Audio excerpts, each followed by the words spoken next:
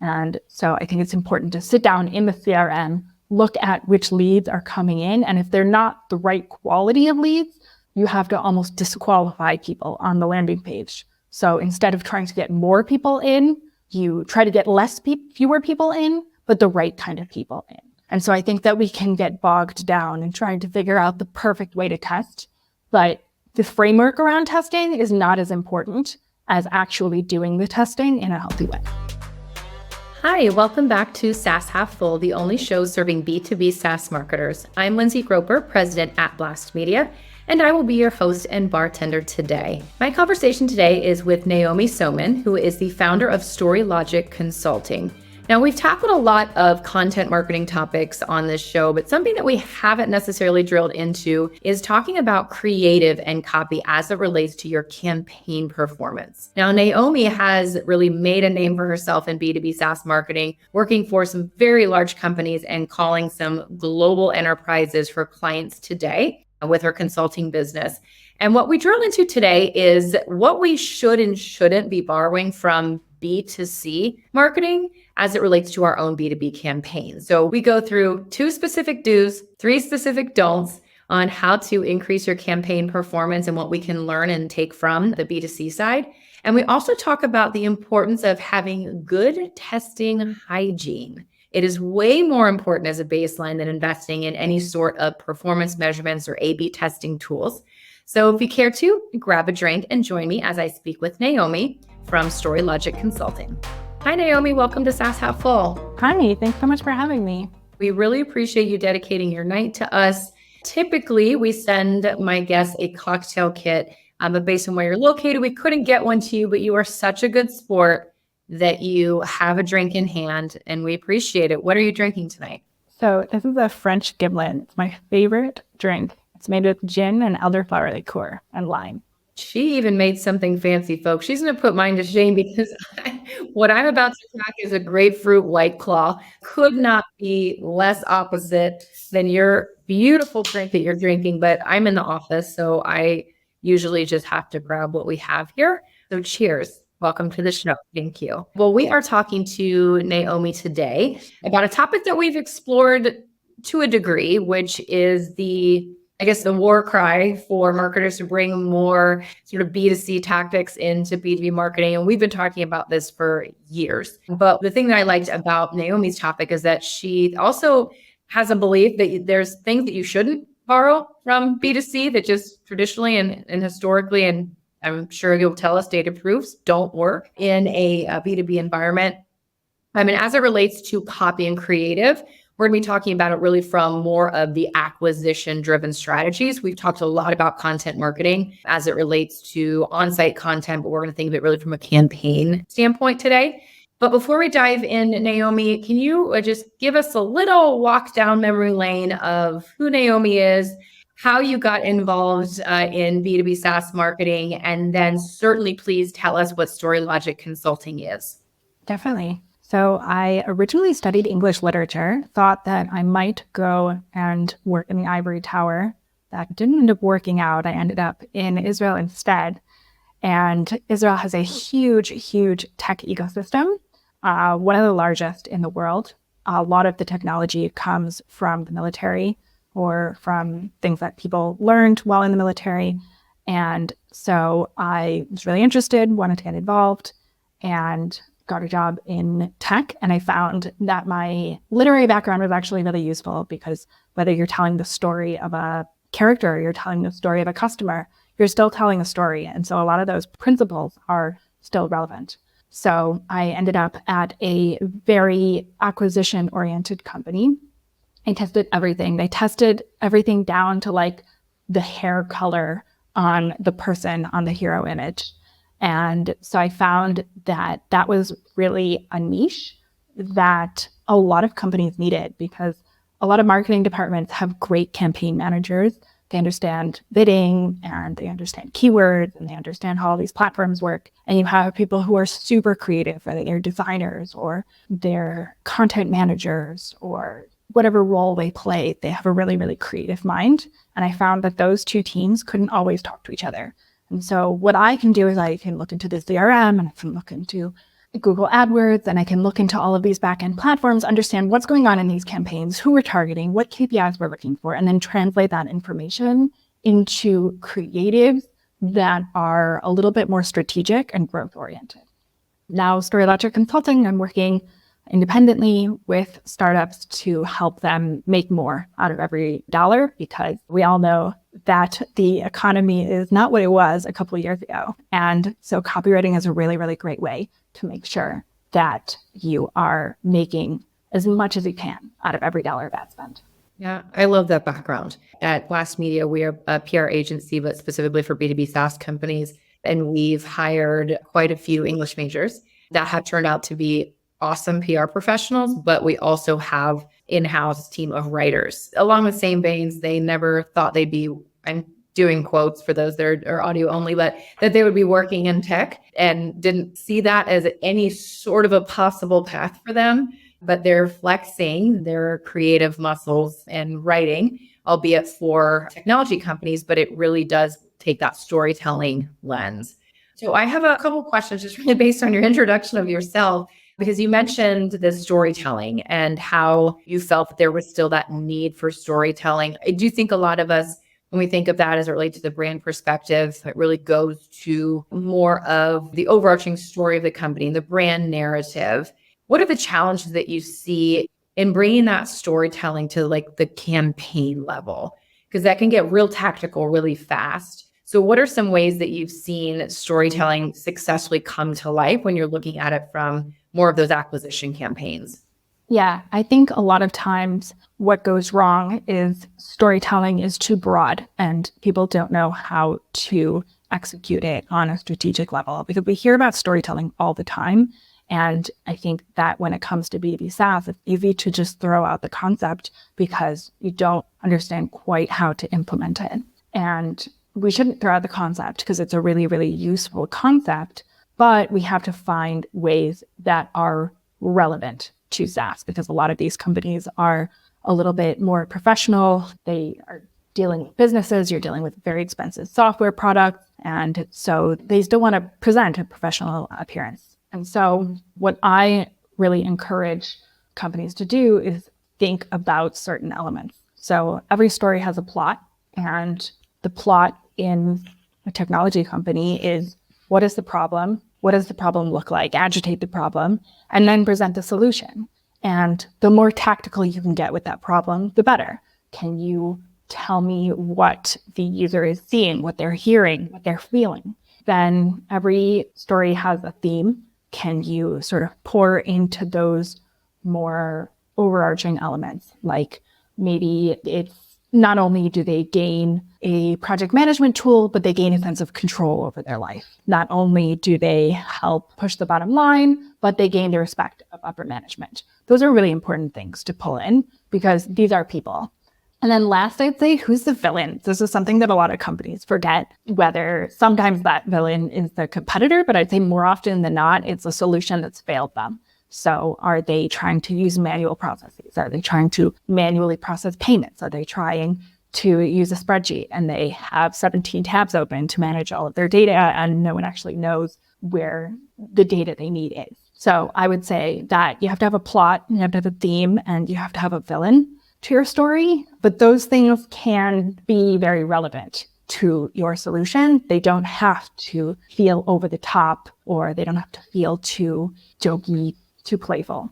Yeah, I love that. I jotted that down. So we'll make sure and include that in the show notes, the plot, theme, villain. We call that the antagonist, and we ask our clients that question. And you're right. Sometimes maybe it's a more established, larger competitor, but sometimes the antagonist is status quo. It's doing nothing. Is the main problem that we're dealing with.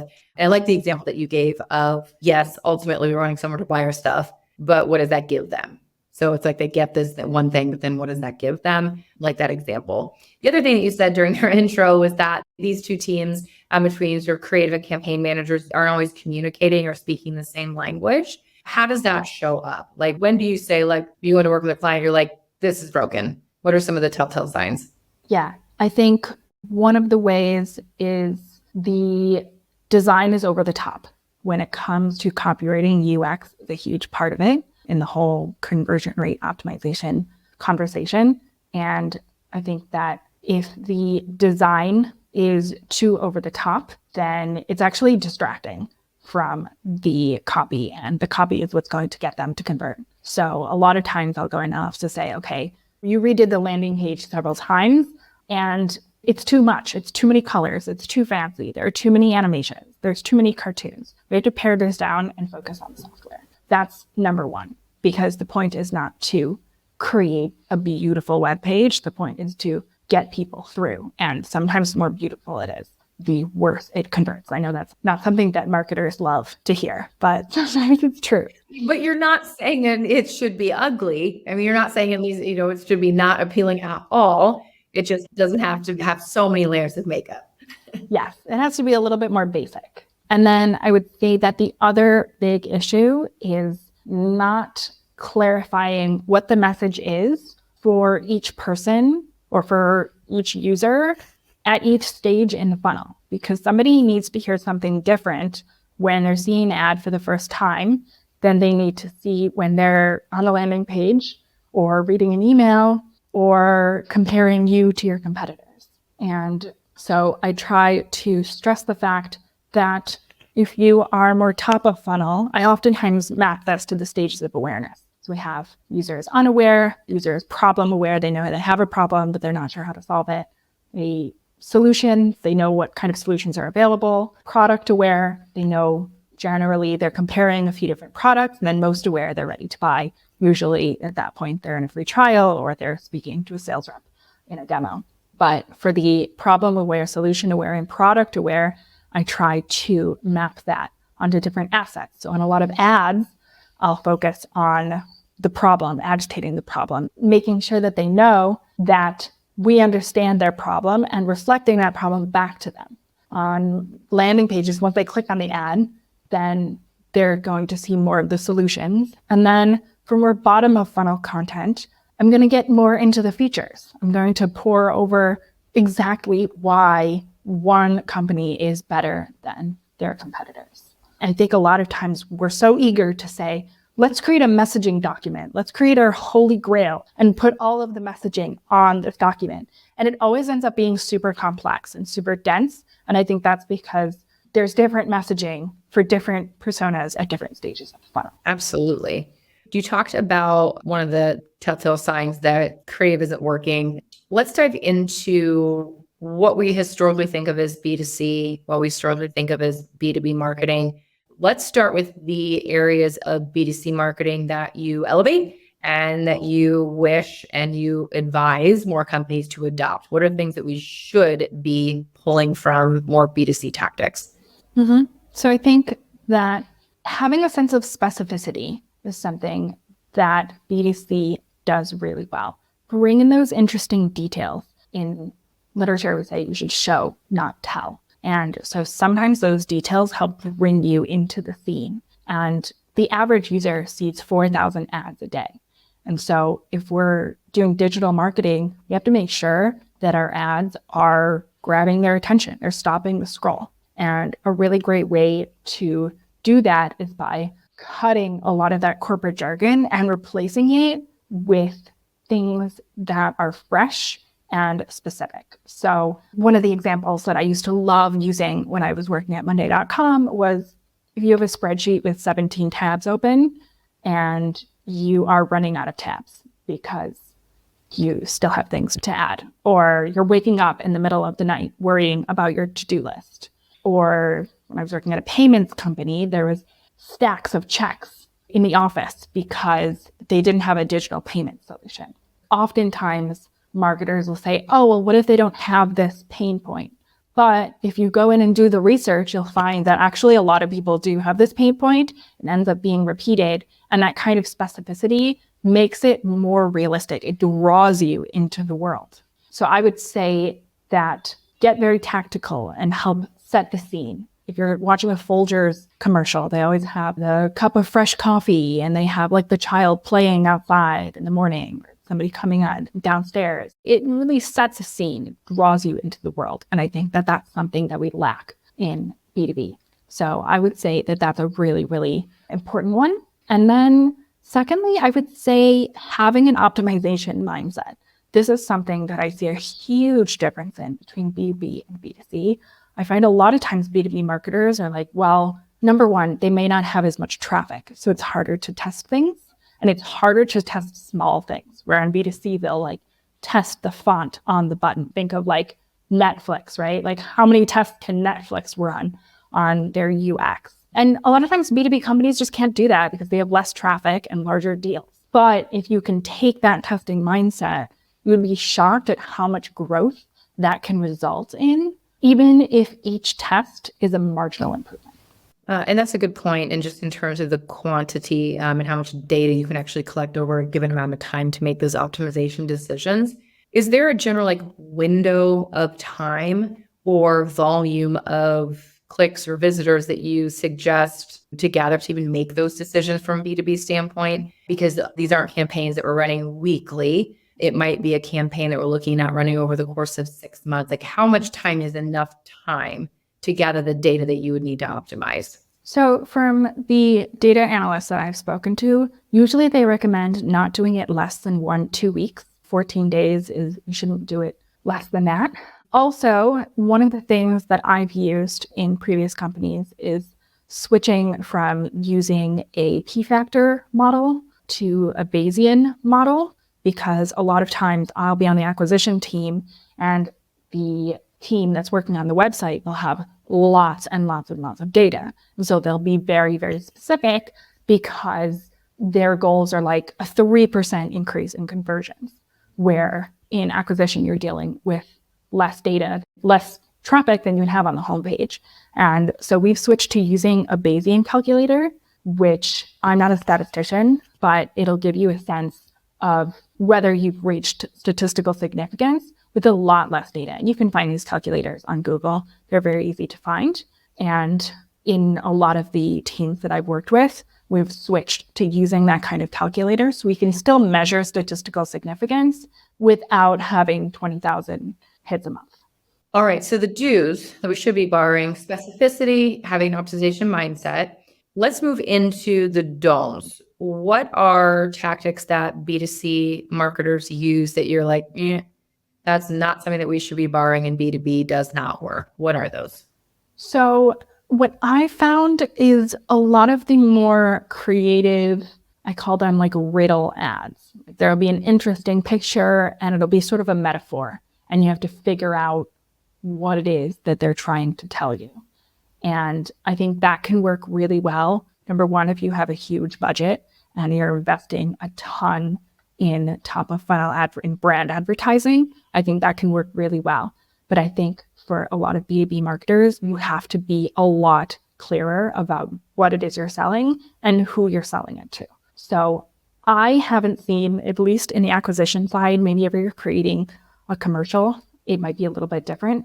Or if you have a really large budget and you really want to stand out, get your name out there, maybe that's a different conversation. But definitely when it comes to acquisition, you have to be really, really clear on who it is that you're targeting and what it is that you're selling.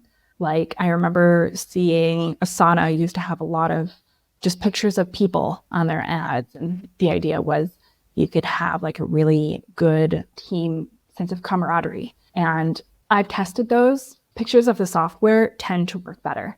So I would avoid anything that makes the user think too much, because it's not that they can't figure out, it's that they're not going to spend the time to figure it out. Yeah. Why do I care? And I know exactly the types of consumer ads that you're talking about, more of these like riddle type metaphor, but none of them are coming to my mind. Are there any that stick in your head that you can think of?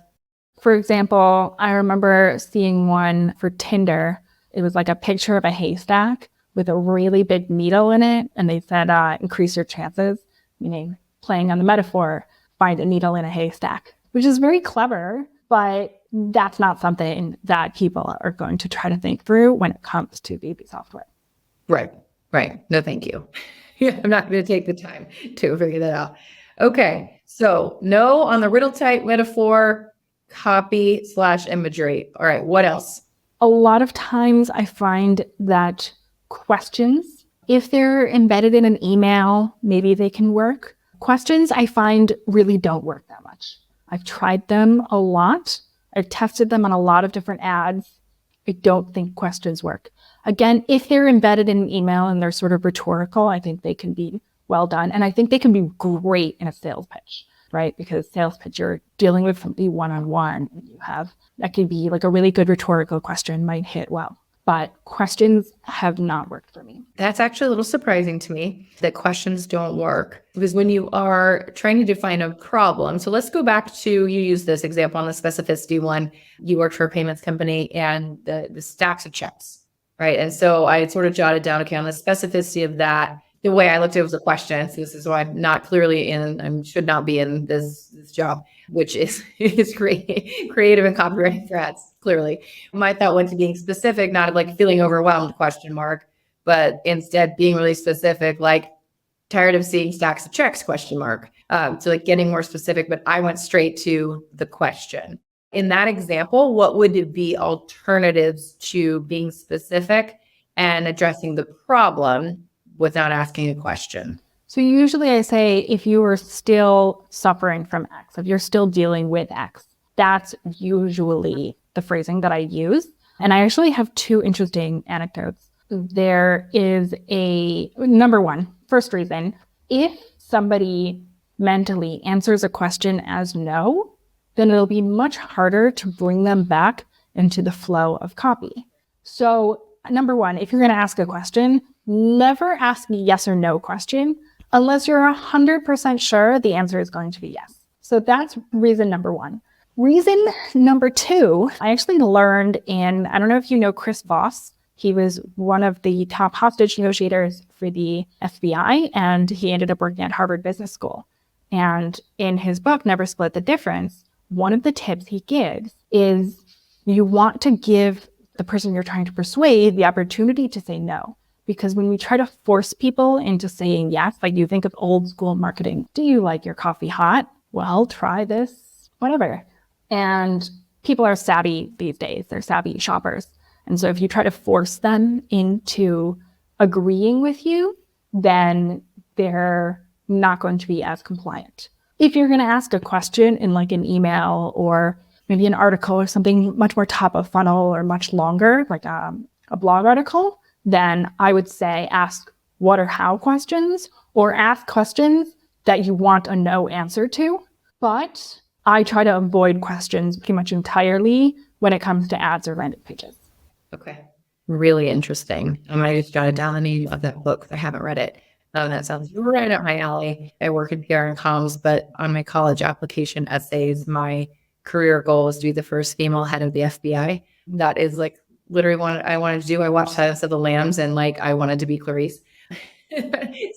Tells you a lot about really like my true sick brain. I did not go that path, but his background in that book really interests me. Okay, so the don'ts, we have no riddle metaphor type, and then avoid questions altogether. But if you're going to ask a question, don't make it yes or no. Ask what or how, or make the answer be 100% yes if you're going to ask a yes or no. Okay, awesome. Anything else on the things to not borrow? I would say that generally you don't want to have too many pictures of people. We always talk in marketing, give them a hole, not a drill. Or people don't buy a drill because they need a drill. People buy a drill because they need a hole.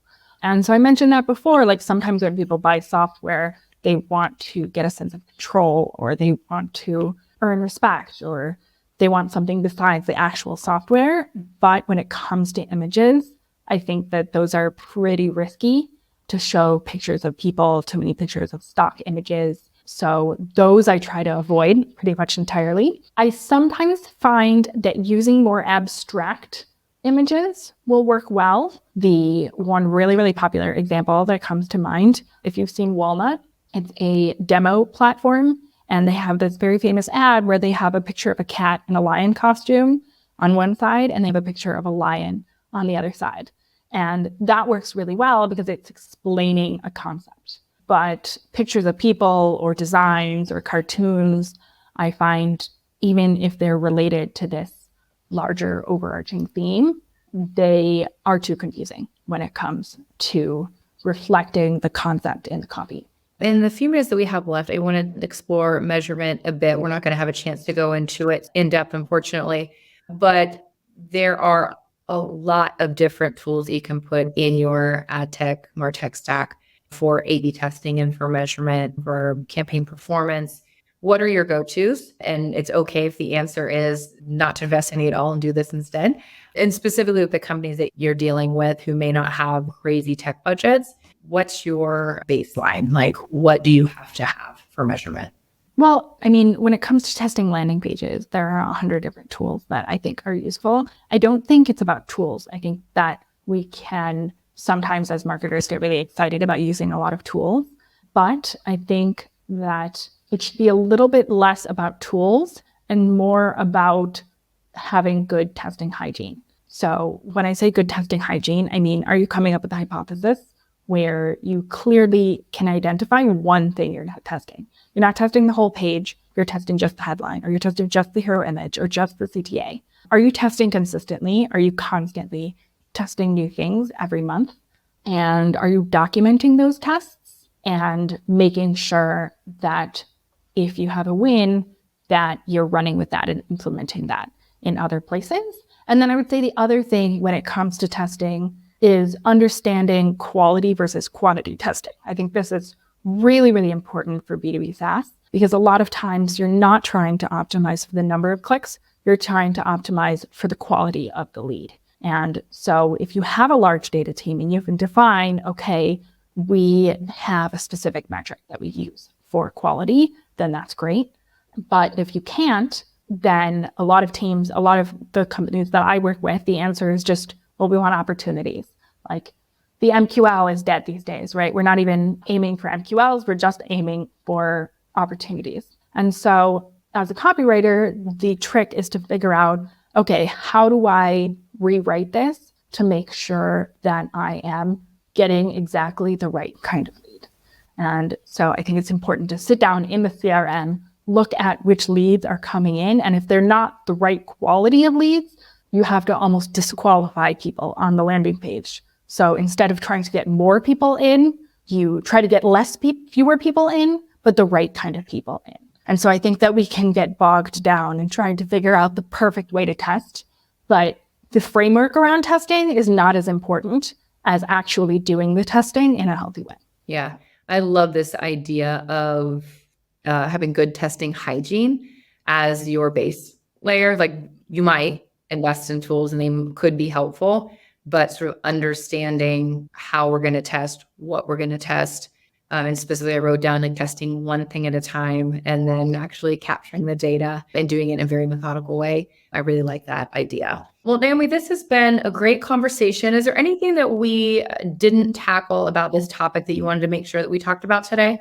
I think we really covered it. I mean, it's a large topic, so we could go on and on, but I think we got a lot out of it. Yes, I agree. And I appreciate the specific actionable advice. I was writing down a lot. So hopefully you all took away at least one thing that you can like literally stop listening to this episode and go do the thing to improve your own performance. That is always the goal. Well, as I end every episode, Naomi, I ask my guests if they have a signature or favorite toast to send us out.